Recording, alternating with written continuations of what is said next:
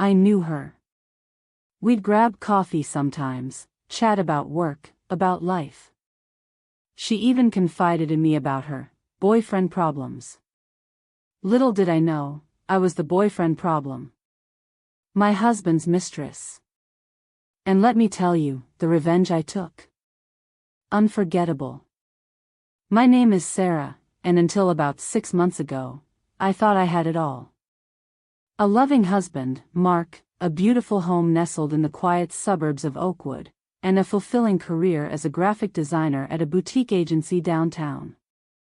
Our house, a 2-story colonial with a sprawling backyard, was filled with the comforting aroma of vanilla candles and the echoes of laughter from years of shared memories. Mark was, well, he was my rock.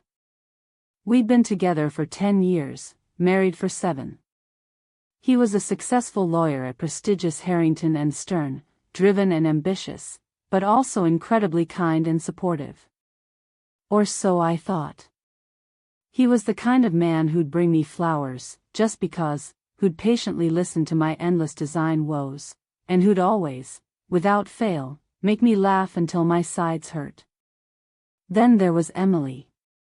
She worked in the marketing department at Mark's firm. Bright, bubbly, always seemed genuinely interested in what I had to say when we ran into each other at firm events. Her blonde hair was perpetually styled in perfect waves, and her smile was so wide and dazzling it could light up a room. We weren't exactly close friends, but friendly acquaintances who bonded over shared frustrations with office coffee, a watery, lukewarm brew that tasted vaguely of burnt rubber, and the occasional overly enthusiastic conference speaker droning on about synergy and paradigm shifts. We'd even started meeting for coffee every few weeks at The Daily Grind, a cozy cafe just a few blocks from Mark's office, just to vent and catch up.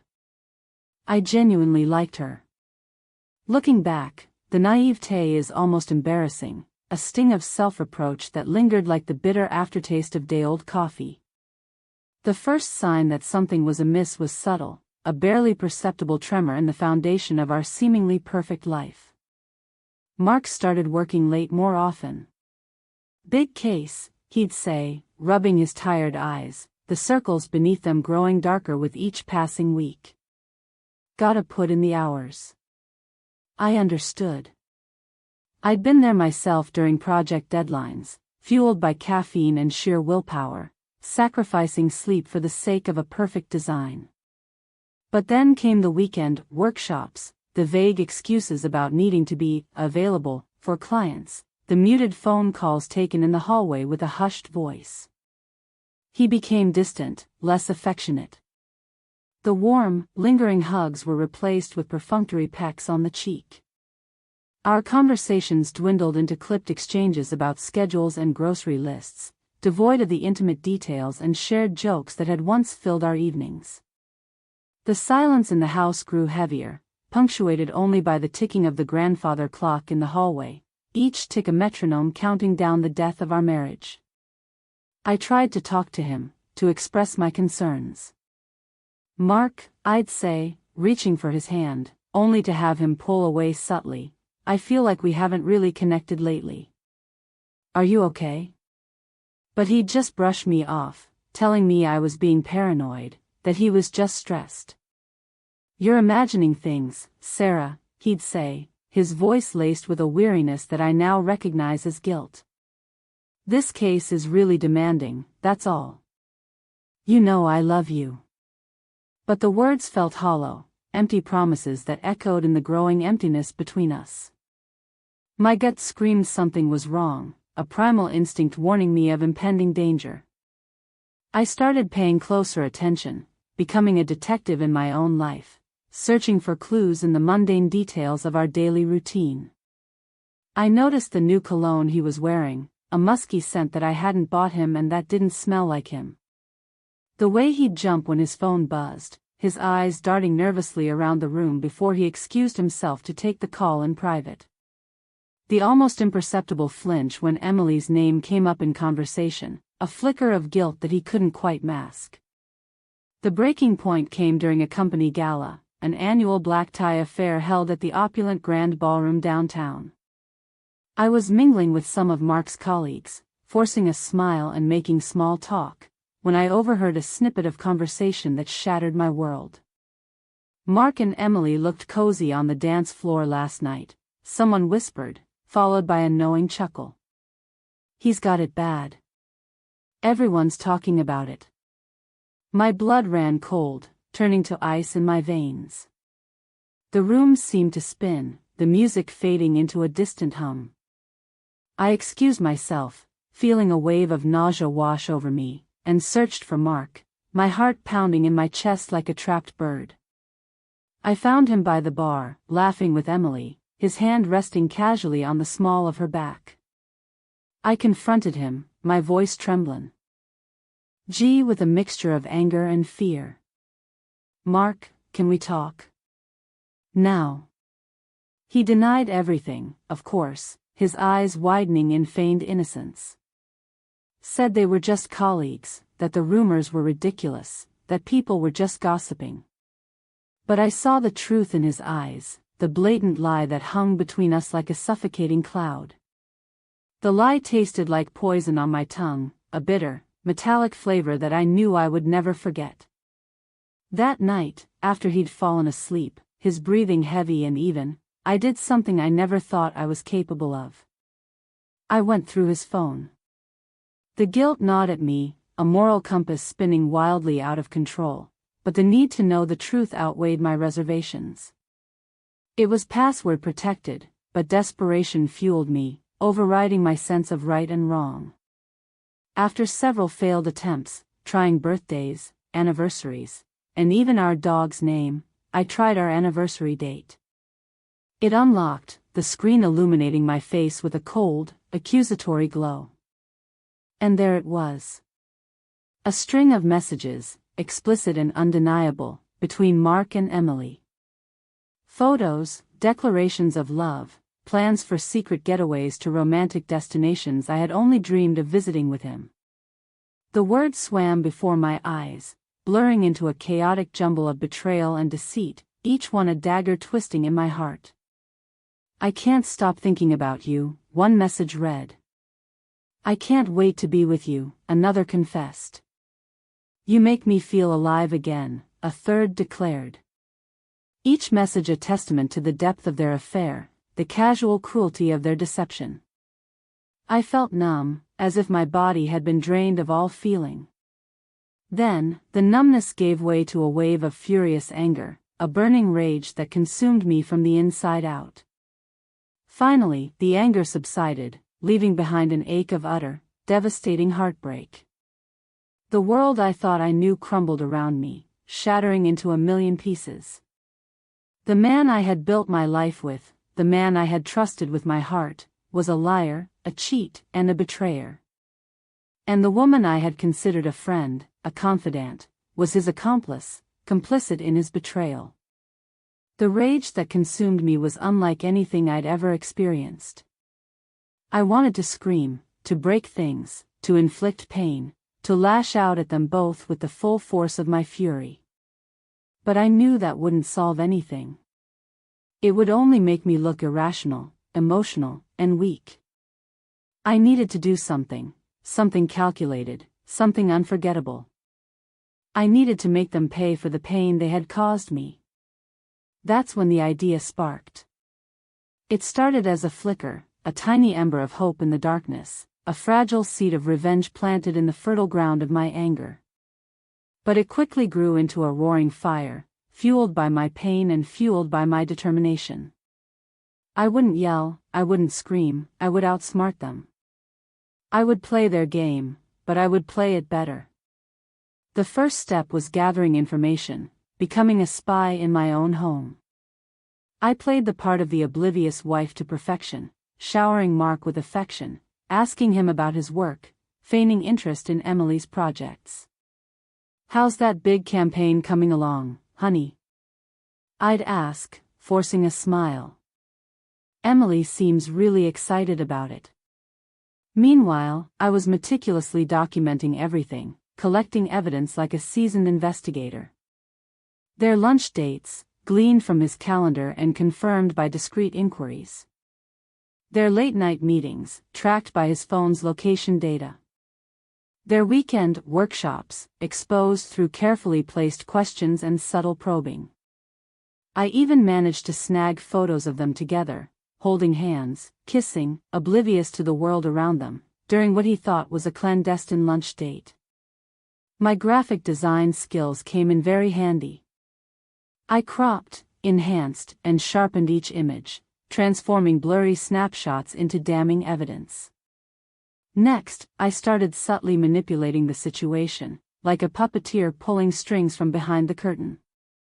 I knew Mark was up for a major promotion at his firm, a partner position that would be the culmination of his career, the validation of years of hard work and sacrifice.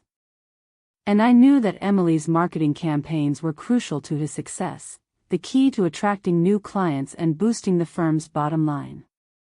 That's when I devised my plan, a meticulously crafted scheme that would dismantle their lives piece by piece. It was a risky gambit, a dangerous dance with potentially devastating consequences, but I was willing to do whatever it took to exact my revenge.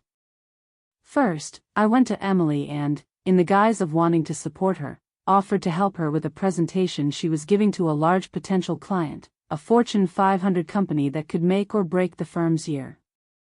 I praised her creative ideas, lavishing her with compliments and making her feel like she was on top of the world, a visionary marketing genius.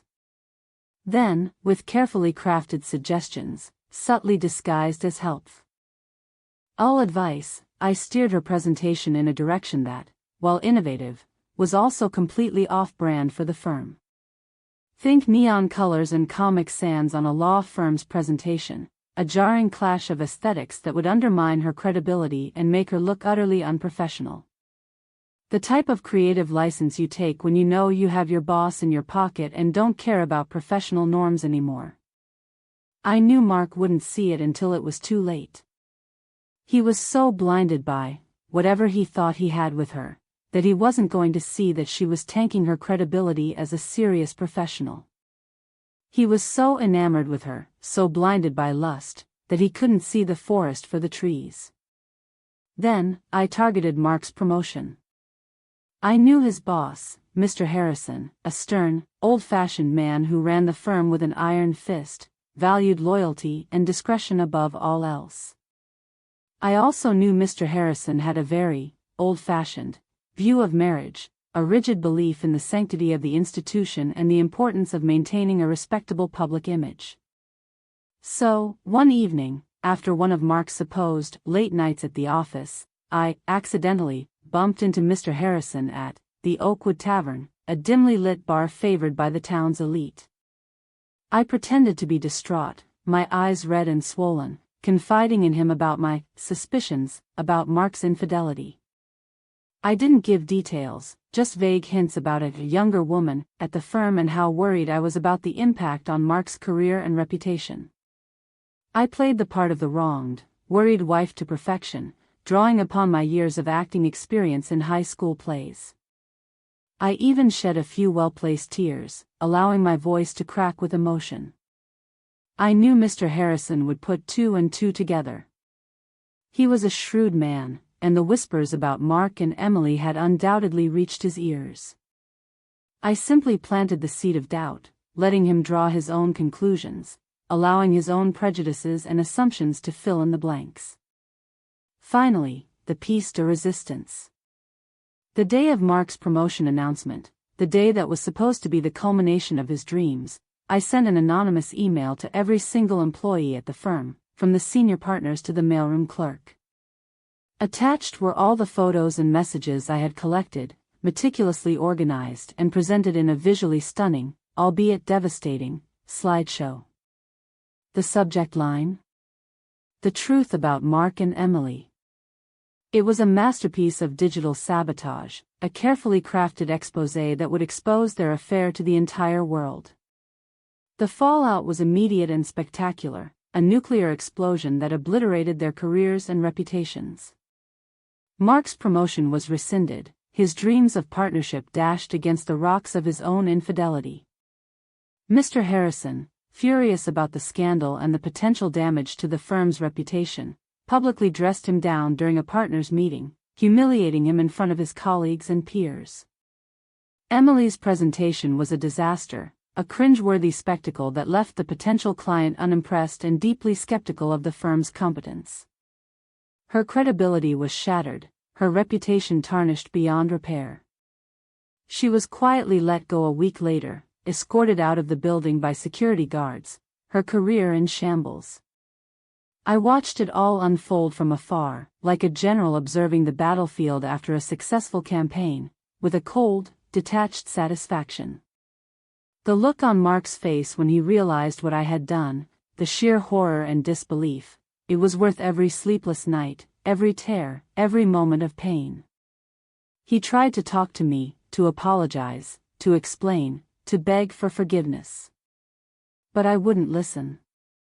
The trust was gone, irrevocably broken, shattered into a million pieces that could never be reassembled. I filed for divorce. It was quick, painless, and financially advantageous for me.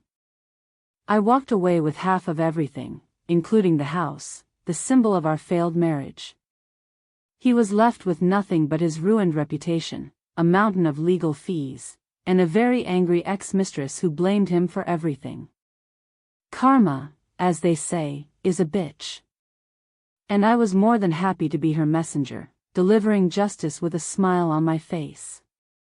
I moved on. I sold the house, severing the last ties to my past, and moved into a sleek, modern apartment downtown. I started a new business, a freelance graphic design studio that allowed me to pursue my passion on my own terms. I surrounded myself with supportive friends and family, people who loved me for who I was and who helped me heal from the wounds of betrayal. It took time to heal, to rebuild my life. But I emerged stronger, wiser, and more resilient than ever before. Do I regret what I did? Not for a second. They both deserved it. They underestimated me, they betrayed me, and they paid the price. And let me tell you, the look on their faces, the shock, the horror, the utter despair. Unforgettable, a memory I savor like a fine wine. So, what do you think of my revenge? Was it justified? Have you ever been in a similar situation? Share your stories in the comments below. I'm all ears. And if you enjoyed this tale of betrayal and revenge, don't forget to subscribe for more shocking stories. Until next time, stay safe out there. You never know who's plotting their revenge.